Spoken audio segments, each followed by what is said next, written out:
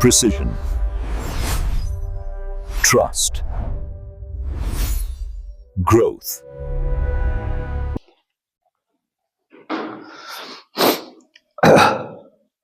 चलो, accounting for finance lease.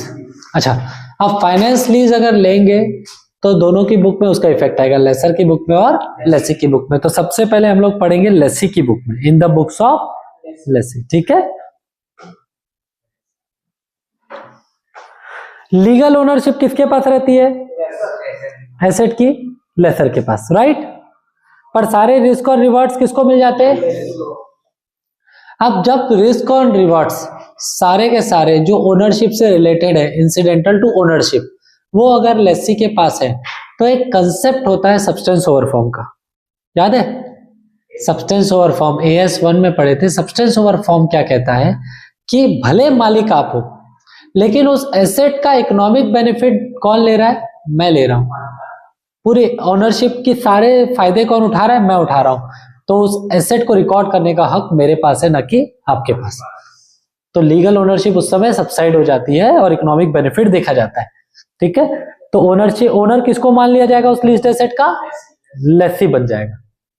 तो lessee will become the owner of the leased asset, hence record the transaction by substance, not by legal form. ठीक है, asset कौन record करेगा? इससे ये समझ में आ गया कि एसेट जाएगा लेसी की बुक में एज लीज्ड एसेट। ठीक है, चलो, substance over form, legal form के ऊपर में इकोनॉमिक सब्सटेंस, है ना, कि कौन इसको बेसिकली यूज कर रहे हैं। अब आते हैं treatment in the books of Lesi. अब लेसी ने ये तो हमने डिसाइड कर लिया कि इस एसेट को रिकॉर्ड कौन करेगा, कितने में करेगा। क्वेश्चन आता है, तुमने बोल दिया बुक में एसेट रिकॉर्ड कर लो, अरे भाई कितने में करूं? तो पहला पॉइंट हमारा ये कहता है कि लेसी को जो एसेट रिकॉर्ड करना है वो करना है lower of present value of minimum lease payment from lessee point of view. Lessee के पॉइंट ऑफ व्यू से lower of minimum lease payment और फेयर वैल्यू, दोनों में से जो कम। ठीक है, मतलब present value of minimum lease payment निकालो from lessee point of view, क्योंकि लेसी की बुक में रिकॉर्ड कर रहे हो तो लेसी का ही पॉइंट देखना। तो present value of minimum lease payment from lessee point of view और fair value, whichever is lower. Leased asset as well as leased liability, lease asset as well as lease liability will be recorded by lessee at a lower of fair value of leased asset at inception of lease or present value of minimum lease payment from lessee point of view। और entry क्या होगी? अच्छा, asset मेरी book में आएगा तो मेरे लिए डेबिट हुआ, लाइबिलिटी क्रिएट हुई तो क्रेडिट हुआ, leased asset to lease liability, lease asset to lease liability. Clear है? अब जब भी आप कोई पेमेंट करते हो लीज पेमेंट, तो ये माना जाता है कि उस लीज पेमेंट में कुछ फाइनेंस चार्ज जुड़ा हुआ है, इंटरेस्ट का एलिमेंट जुड़ा हुआ है। क्योंकि अगर मैं बोलूं कि तुम्हारा ना 5 लाख का एक एसेट है, मेरे को लीज पे दे दो, तो तुम ऐसे थोड़ी करोगे कि हर चलो सर यार आप 5 साल के लिए 1-1 लाख रुपए दे देना। उससे आपको कुछ फायदा हुआ क्या भाई? 1 लाख 1 लाख 1 लाख 1 लाख 1 लाख, लेकिन ये तो नुकसान हो गया। क्यों? उस आने वाले 1 लाख की वैल्यू तो बहुत कम है। आज अगर उसकी प्रेजेंट वैल्यू निकालू तो वो 1 लाख की वैल्यू कम हो जाएगी, फिर आने वाले और 1 लाख की वैल्यू कम हो जाएगी, क्योंकि वो तो 1 लाख अगले साल है, तो उसकी प्रेजेंट वैल्यू तो कम ही है। बात समझ रहे हो? तो उस केस में हमको क्या करना रहता है, जब भी इस टाइप का रहे तो हमको लीज पेमेंट को, जो लीज इंस्टॉलमेंट होती है, उसको 2 भाग में बांटना रहता है। एक होता है प्रिंसिपल पोर्शन और एक होता है फाइनेंस चार्ज। एक होता है इंटरेस्ट प्रिंसिपल पोर्शन और एक होता है फाइनेंस चार्ज, कि जितना वो इंटरेस्ट पोर्शन उसमें जुड़ा हुआ है उसको हम फाइनेंस चार्ज बोलेंगे। क्लियर है? तो उसमें उसको बाइफरकेट करना है। प्रिंसिपल पोर्शन जो है वो इसमें से कम होते जाएगा, लीज लाइबिलिटी में से, और फाइनेंस चार्ज इंटरेस्ट पोर्शन वो अलग से एक्सपेंस के रूप में रिकॉर्ड होते जाएगा। ठीक है, क्योंकि मैंने अगर 1 लाख रुपए दिया, 1 लाख में मान लेता हूं 80,000 रुपए प्रिंसिपल है, 20,000 रुपए इंटरेस्ट एक्सपेंस है, तो 80,000 इसमें से कम होगा, 20,000 की इंटरेस्ट एक्सपेंस बोल के, फाइनेंस चार्ज बोल के पीएनएल में चला जाएगा। क्लियर है? ये आगे बढ़ो, चलो फिर अब एसेट कौन रिकॉर्ड किया? तो डेप्रिसिएशन कौन चार्ज करेगा? तो depreciation will be charge by lessee. ठीक है, कंटिजेंट रेट रहेगा, इंक्लूड नहीं करते, तो यहाँ contingent rate should be charge as expense, सीधे सीधे उसको एक्सपेंस के रूप में चला जाएगा। तुम 1 लाख रुपए तो दे ही रहे हो, तो उसका ट्रीटमेंट हमने क्या किया? 80,000 रुपए लीज लायबिलिटी में से कम किया, 20,000 रुपए हमने फाइनेंस चार्ज बोल दिया। यहां तक क्लियर है? इसके अलावा तुम मेरे को अपने सेल का 2% और देते हो, तो वो लीज का पार्ट तो है नहीं, है ना, तो उसको सीधे सीधे एक्सपेंस के रूप में ले जाऊंगा। दे रहे हो एज अ लीज, लेकिन उसको सीधे सीधे कहां लेके चल जाएंगे? एक्सपेंस। फिर बोलता है any initial direct cost for finance lease is included in asset under. अगर इसके अलावा कोई और खर्चा करते हो, मान लो रजिस्ट्री का कुछ खर्चा हो जाता है या एसेट को इंस्टॉलेशन करने में तुम्हारा खर्चा हो जाता है, तो एसेट की कॉस्ट में जुड़ जाएगा।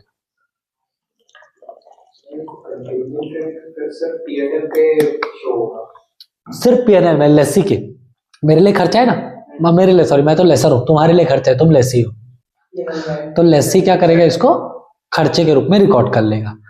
लेसी ने पेमेंट किया लेसर को 1 लाख रुपए, बोले सर ये मिनिमम लीज पेमेंट का पार्ट है, एमएलपी मतलब लीज पेमेंट है। मैंने ठीक है, तो लेसी ने उसका क्या किया? 80,000 रुपए लीज लायबिलिटी में से कम किया और 20,000 रुपए फाइनेंस चार्ज बोल के पीएनएल में लेके गया।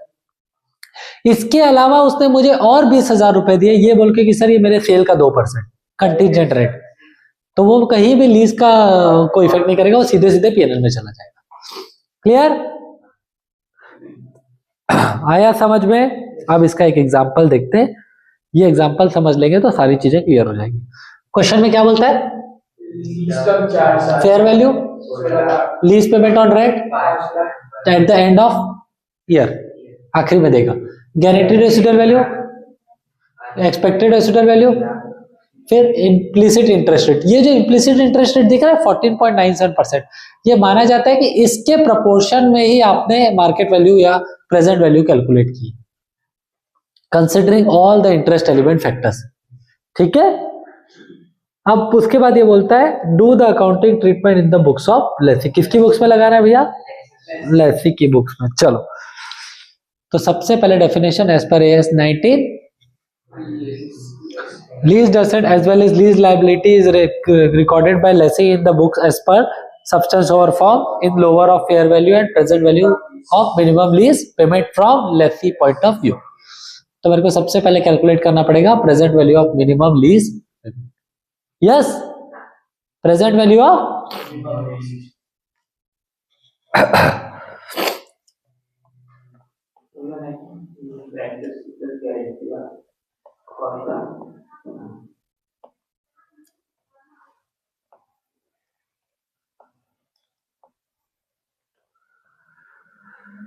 चलिए अब इसको हम लोग बनाते हैं। तो सबसे पहला स्टेप आप क्या करना, आप बनाना present value of minimum lease payment निकालेंगे।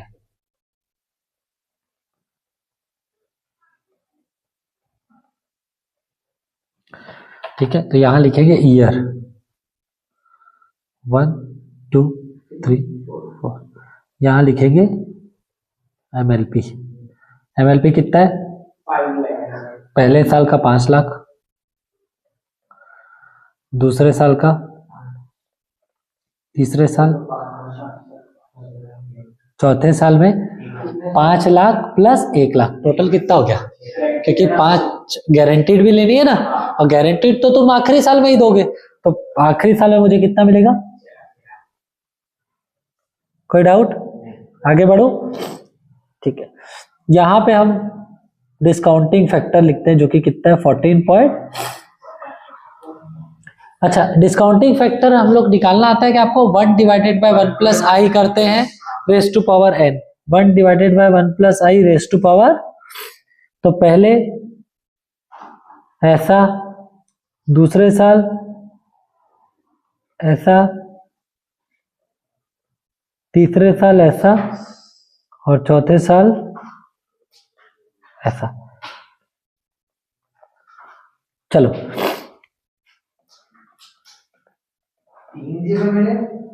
अब आप लिखो 5 लाख डिवाइडेड बाय, कैलकुलेटर में 5 लाख डिवाइडेड बाय 1.1497, कितना आया? 4,34,900। ठीक है, एक बार और इक्वल टू कर दो। उसको 896 कर दो।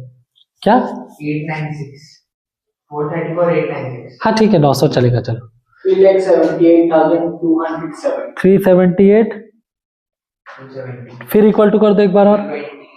3,29,100। 3,29,000 0 चलो जगह 329,015। और लास्ट वाला जो रहेगा वो 6 लाख से है, तो उसमें दोबारा इक्वल टू काम नहीं करेगा, उसमें वापस लिखना 6 लाख डिवाइडेड बाय 1.1497 और उसको 4 बार इक्वल टू करो। 1.1497 और उसको 4 बार इक्वल टू करो। 3,43,410। कितना आया? 3,43,410 आया? नहीं समझ में? कैसे कैलकुलेट किया मिनिमम लीज पेमेंट?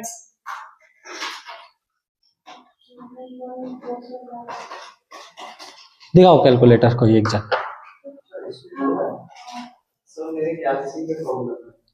अच्छा, तो तेरे को कैलसी दिया ना मैंने? हाँ बेटा, और जब सजा के रख उसको घर में एकदम।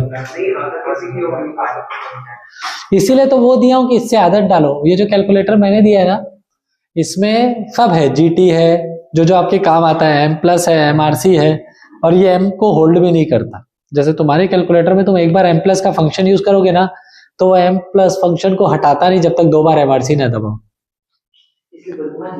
इसीलिए महंगा वाला नहीं लेना चाहिए, इसीलिए 150 वाले में काम हो जाता है ना? समझे? चलो आ जाओ आ जाओ। कैलकुलेटर में ये लिख के ये सबका आ गया, फिर इसको टोटल कर लो। टोटल करेंगे तो कितना आएगा? 1485,580। नहीं 53 होगा ही नहीं, वो इच्छा नहीं सकता, कुछ तो गलत किया हो तुम लोग फिर।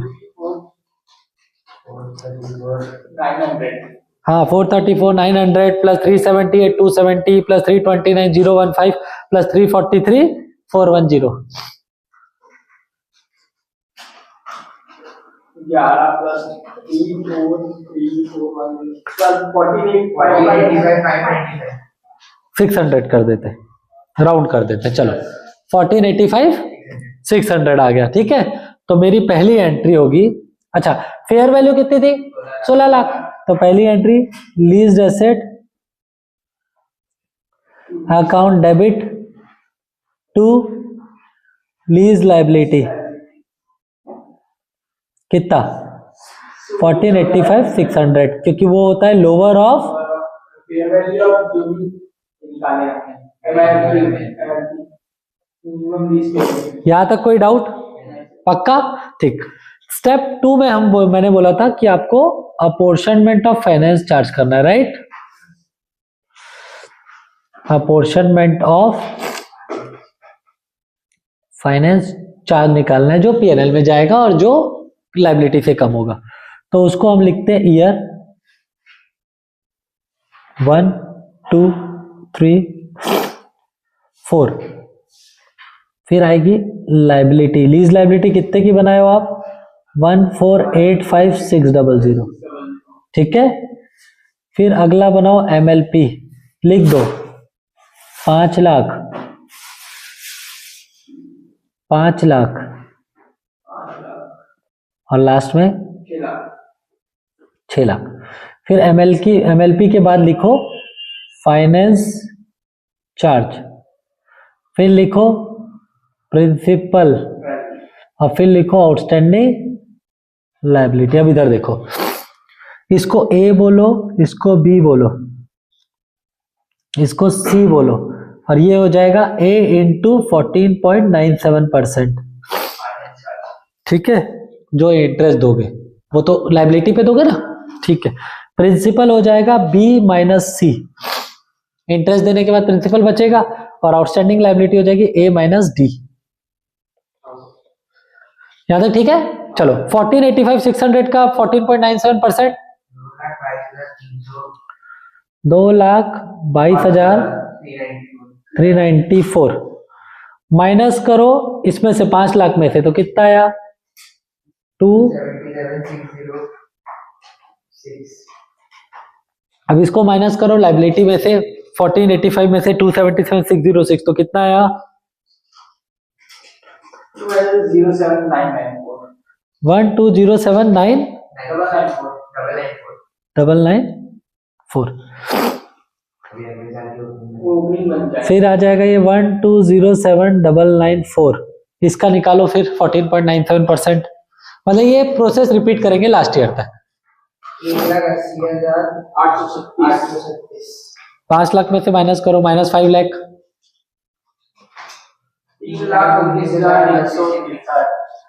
319,163। अब इसमें माइनस करो 1207,994, ठीक है। फिर 8,88,830 में से फिर 14.97% निकालो। समझे क्या किया? 1,33,000, फिर 5 लाख माइनस करो,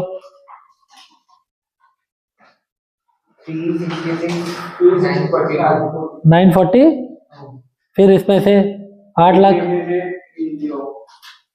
521,888, ये 521,888 यहाँ आ जाएगा। अब लास्ट ईयर में क्या करना है, इसको डायरेक्ट पहले प्रिंसिपल में लिख लेना बेटा, क्योंकि आपको लायबिलिटी पूरी जीरो करनी है ना। लास्ट ईयर में पूरा प्रिंसिपल में लिखो, बैलेंस 6 लाख में से माइनस करके उसको यहाँ लिखो इंटरेस्ट में। बस लास्ट ईयर में ये प्रोसेस करना। 7,11,11, ठीक। अब इसको जब टोटल करोगे तो ये आएगा 1,48,5,600। इसको टोटल करोगे तो ये आएगा 21 लाख। क्या बेटा? 521 888 है, 888 है। चलो 710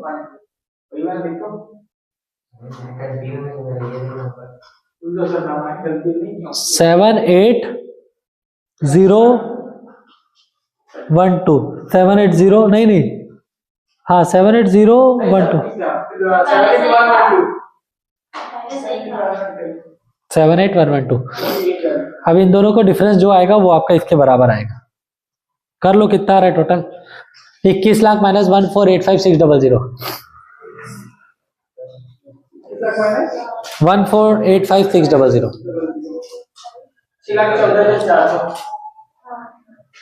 तो ये फाइनेंस चार्ज हो गया टोटल, है ना। ये मेरा लायबिलिटी खत्म हो गई, ये मैंने टोटल पेमेंट किया 21 लाख। क्लियर? आगे बढ़े। अब आते हैं हम लोग आगे कि अब एंट्री, जर्नल एंट्री कैसे होगी, क्या होगी।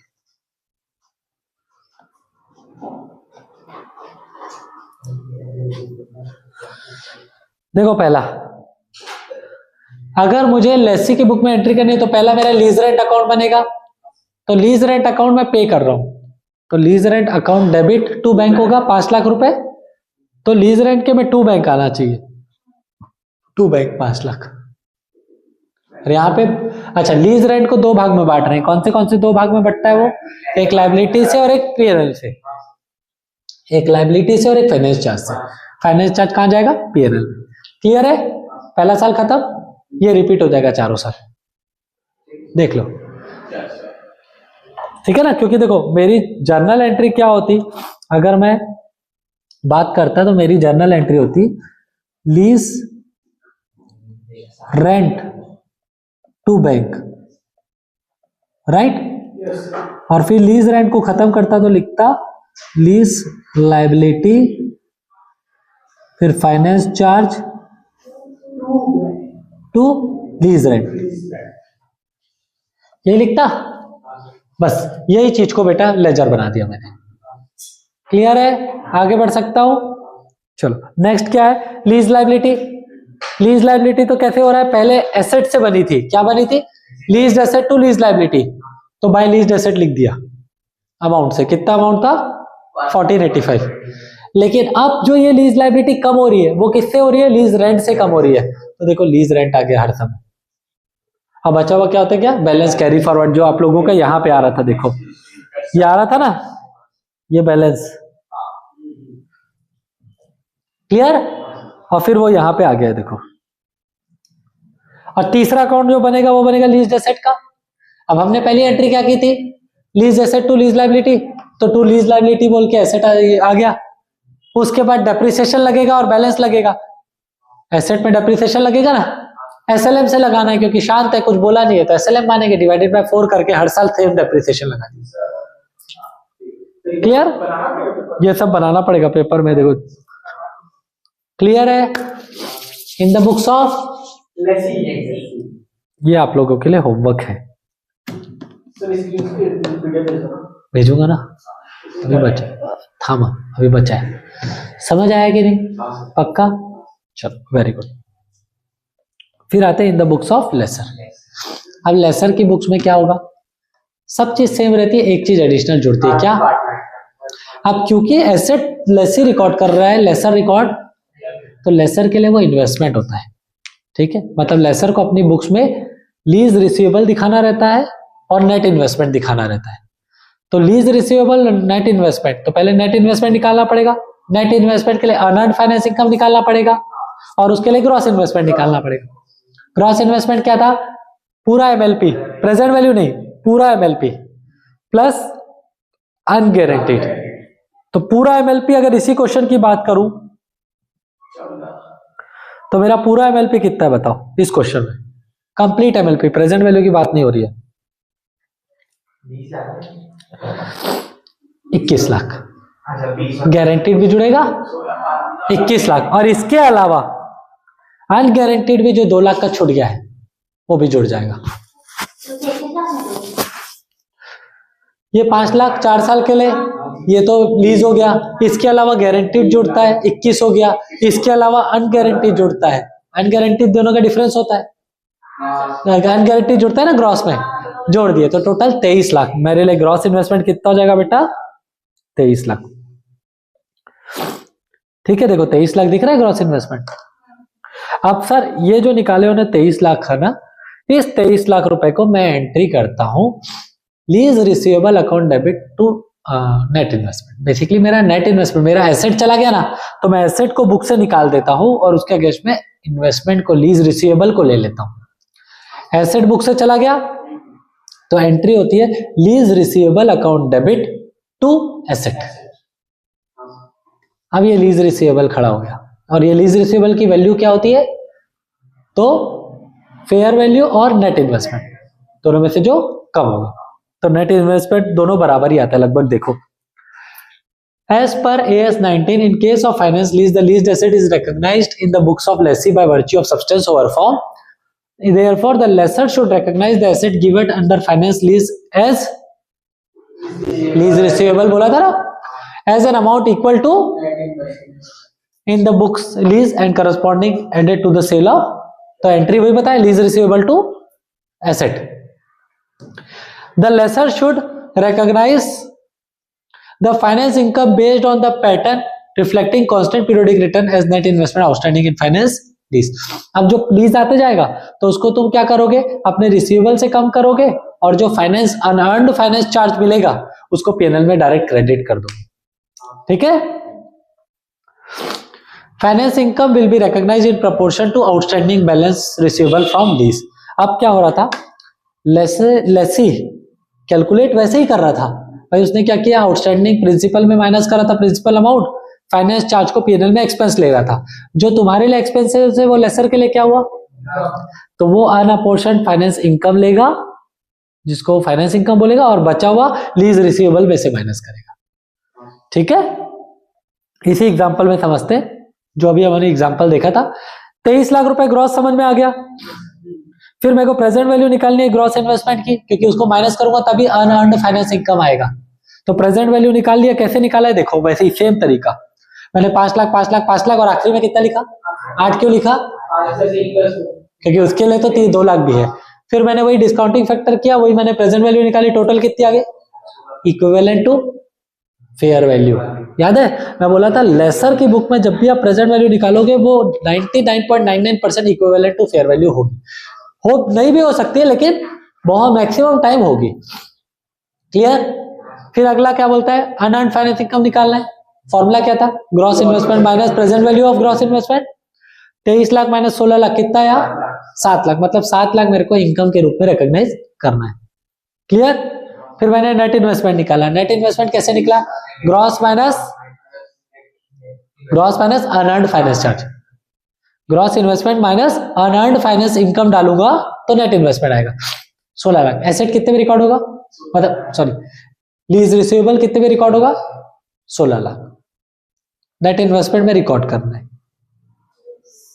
ठीक है, देखो घुमा रहा है वो, कैसे घुमा रहा है। पहले बोला सर ग्रॉस निकालो, मैंने कहा चलो निकाल लिया 23 लाख। फिर बोलता है प्रेजेंट वैल्यू ऑफ ग्रॉस निकालो, मैंने निकाल लिया 16 लाख। फिर बोलता है अनअर्न्ड फाइनेंस इनकम निकालो, मैंने कहा ठीक है फॉर्मूला लगा देता हूँ ग्रॉस माइनस इनकम। फिर बोलता है अच्छा नेट इन्वेस्टमेंट का फॉर्मूला लगाओ। नेट इन्वेस्टमेंट का फॉर्मूला क्या है, gross minus unearned finance income. सीधे सीधे present value of gross investment he earn net investment होता है सर, क्यों जबरदस्ती निकलवा रहे हो, लेकिन एग्जाम में करना पड़ेगा इस टाइम। समझ गए? फिर अपॉर्शनमेंट, मैंने बताया था अपॉर्शनमेंट करना फाइनेंशियल। सेव किया, देखो 16 लाख से शुरू किया, 5 का लीज आया, उसका इंटरेस्ट निकाला किसमें, 16 लाख पे। फिर प्रिंसिपल में से माइनस किया, फिर आउटस्टैंडिंग बैलेंस को कैरी फॉरवर्ड करते हैं। आखिरी में इसका अनअर्न्ड फाइनेंस चार्ज आ गया। ये हर साल पीएनएल में जाएगा, ये हर साल लीज रिसीवेबल से कम होगा। बस ये in the books of lessor. Clear है? पक्का? ठीक है, तो आज का सेशन यहीं पे अपन रोकते हैं। कल हम लोग पढ़ेंगे ऑपरेटिंग लीज जब रहेगी तो लेसर की बुक में क्या होगा, लेसी की बुक में क्या होगा, और एक सबसे इंपॉर्टेंट टॉपिक है CS 19 का सेल एंड लीज बैक, वो पढ़ेंगे नेक्स्ट क्लास में। ठीक है, क्लियर है आज? पक्का? चलो।